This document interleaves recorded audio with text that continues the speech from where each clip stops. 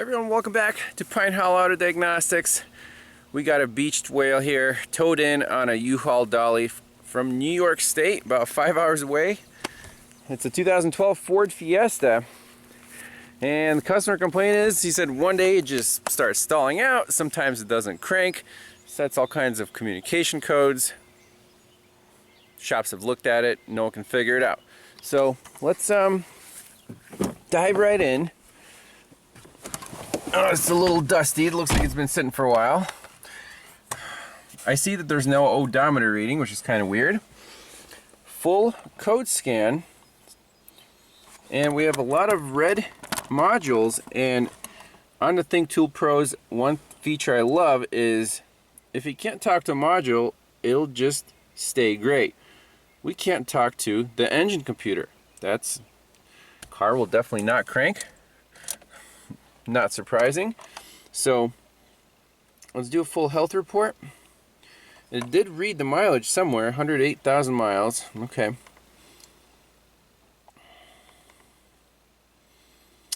And I'm sure we'll have communication codes that can't talk to the PCM. So we'll save, pre-repair, open that. ABS says missing communication with ECM, battery voltage, vehicle speed, missing communication, instrument panel, IPC, yep, can't talk to the engine computer, can't talk to the engine computer, PCM's okay. Okay, so this can talk to all the modules except for the engine computer. Straight up, wiring diagram, powers and grounds. Let's see where this thing lives and check the powers and grounds. Okay, so powers and grounds, did a little research. So on the OE diagrams, page 1, powertrain control, we have a constant power here, VBAT, pin 10 on connector C175B. Coming from fuse 32, 7.5 amp in the battery junction box under the hood. So that's one power. The ignition power feed is on page 7, coming from the central junction box, fuse 22, 7.5 amp, green and orange wire, same connector, pin 8. So just two powers and then 4 grounds, 35, 36, 47, and 48 on G106. Right here. Considering the intermittent nature of this problem, so right now the car is dead, computer's offline, but the owner said sometimes it does start, it runs for a minute, and then it dies. I'm suspecting a ground problem, but let's check the powers first, the two fuses. So let's start with this one right here, under the hood, fuse 32, 7.5 amp. And by the way, if you have access to the redrawn diagrams, it's nice to check that they match up. So fuse 22, 7.5 amp is the hot in run or start fuse, and then fuse 32, 7.5 amp is the constant power that then goes, let's see, right here to VBAT. Alright, so let's check those two with a test light.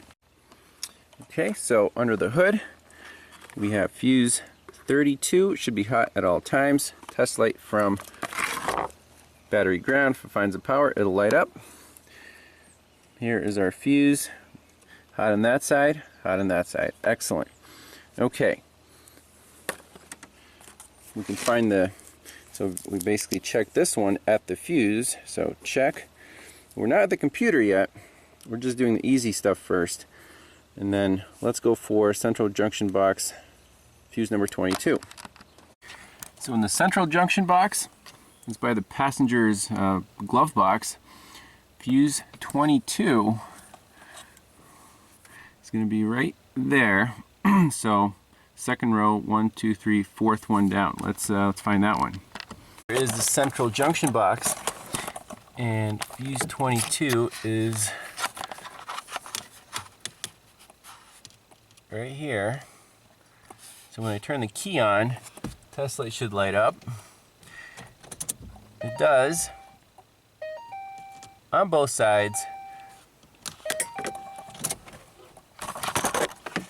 So as expected, the powers are good at the fuses, not at the computer. We're not sure yet, but let's check the ground and find this engine computer.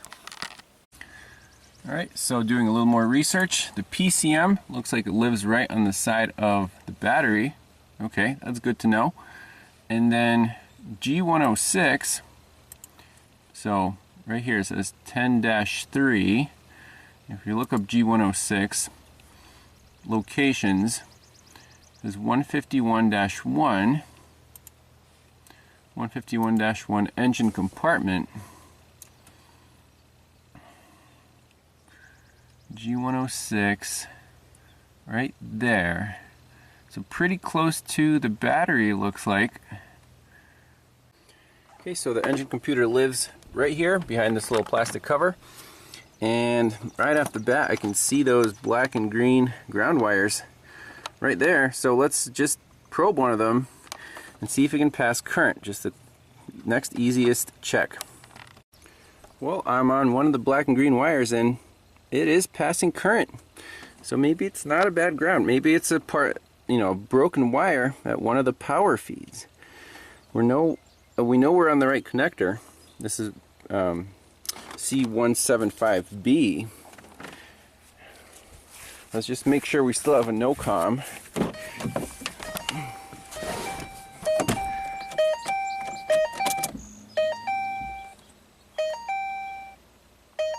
Uh-oh, we fixed the car. Damn. Interesting. We'll just let it run. I'm sure we can communicate with the engine computer now.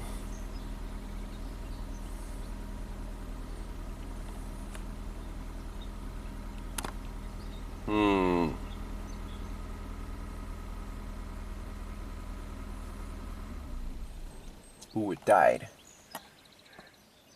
Read fault code. I like this. It definitely died on its own. And do we lose communication?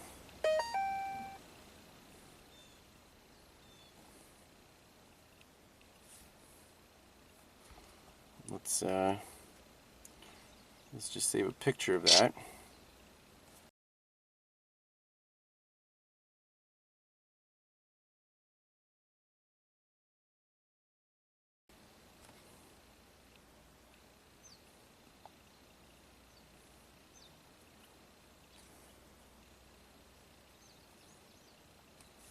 Ooh, clearing fault memory failed.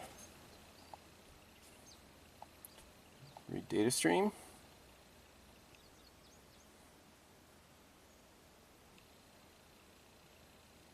See if it reads any live data or if it lost communication.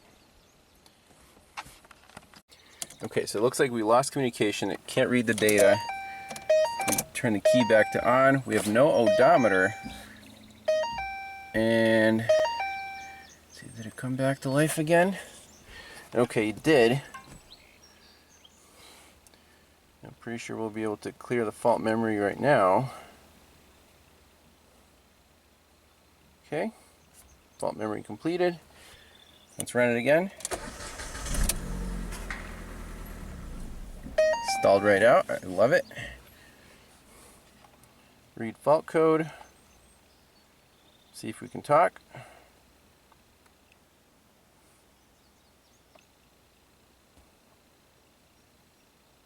Throttle actuator control system forced engine shutdown.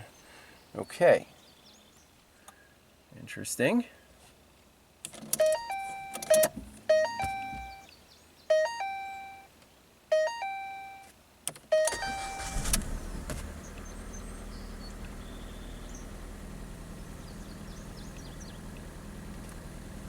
It's running right now. Our ground is still good. Okay, I just tapped the engine computer. It died. instantly. So the ground is fine. Let's just check the 2 powers, make sure those aren't missing, and that looks like a bad engine computer. Alright, so I got connector B off the engine computer. I just want to check these powers with a test light. 1 amp test light is fine. Pin 10 is the constant power, and that's good. Let's check pin 8, which is right next door with the key on, and that's also good. So we're done. Needs an engine computer. Powers and grounds are good. It did start intermittently. 1 little tap, boom, shut right off.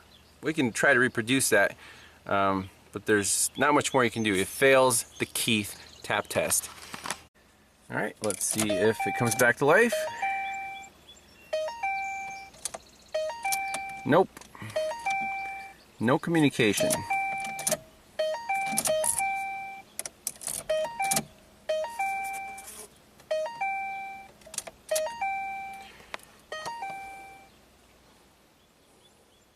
And we won't be able to talk to it, I don't think.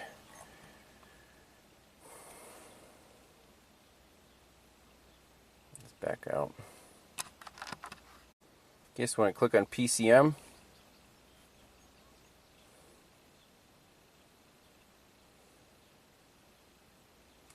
No-Comm. Very cool. I wonder if we tap on it, if we get any response.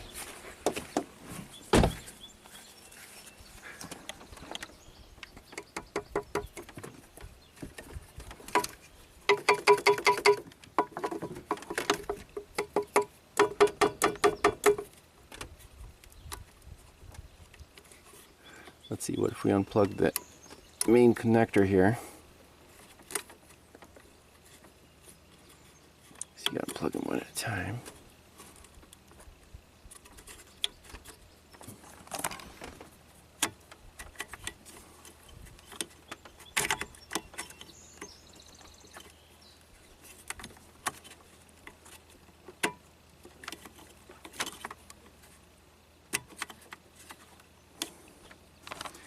Definitely dead in the water. While we're here, we can check the grounds, all the grounds of the 1 amp test light, but I'm sure they'll all be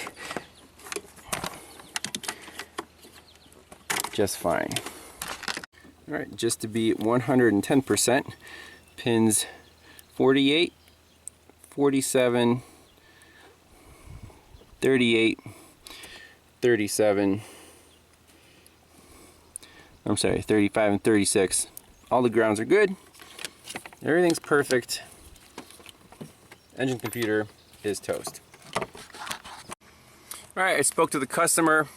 The dealership here could only get the computer by next week, and obviously he doesn't want to leave it here and do another round trip, so he said he'll tow it back to New York State and take it to the dealer there to get the engine computer replaced. And obviously we'll do a follow-up once the car is back on the road. So, pretty quick diagnosis, but usually calling engine computers is not easy. In this case, since the car did start up, it did set some codes, and we tapped the PCM and it quit completely, that was kind of a giveaway that this engine computer is toast. So thanks a lot for watching. We'll see you next time. Bye-bye.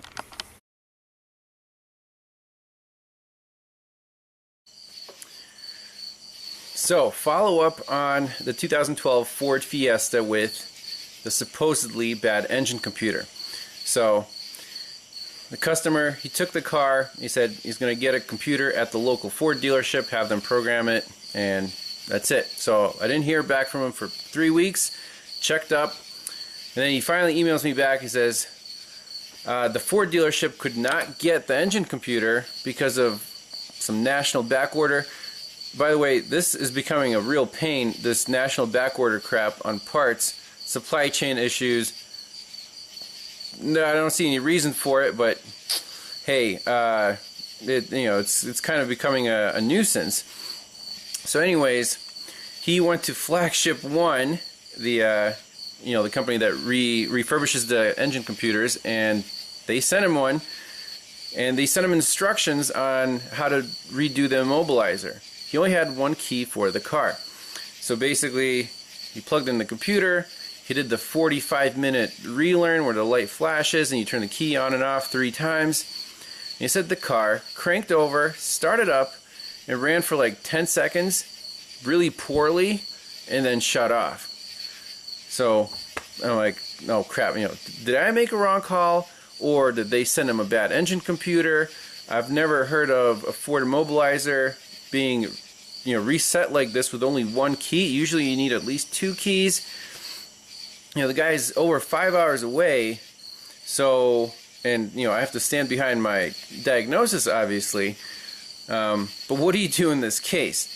Obviously, ideally, if people bring their cars from out of state, hours away, I want them to drop it off here so I can basically repair the car and it'll leave here under its own power. That's the best case scenario. In this case, he just wanted to do 1 round trip just for the diagnosis and do the repairs, by himself. So I'm like, oh man, I guess I can meet you like halfway. I have a couple calls in upstate New York. Take another look at it, bring both engine computers, and before you bring it, get a second key, because this immobilizer system, I want to, if I need to reprogram anything, I want 2 keys because that's the proper way to do it.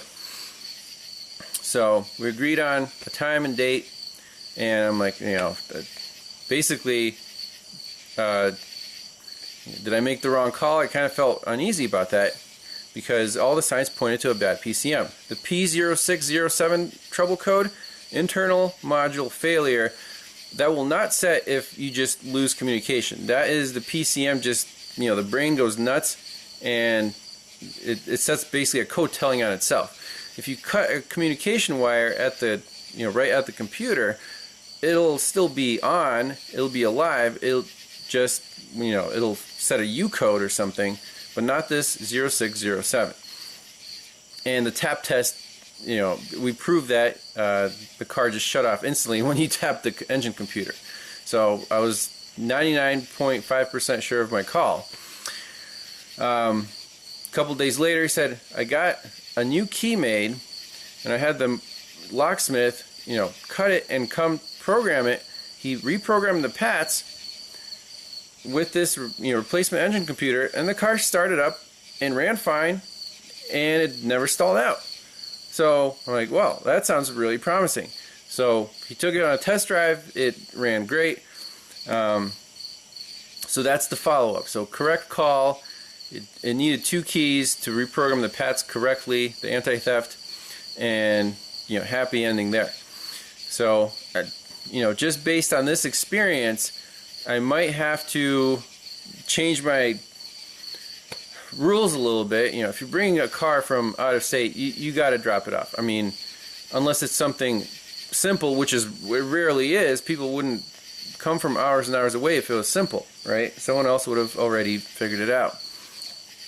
Because it's really hard to do a guarantee when the customer is so far away. Then either I have to go up there and do a follow-up, or they have to make another trip. It's just easier to drop the car off and make the trip when it's ready, when I verified the repair. So very cool.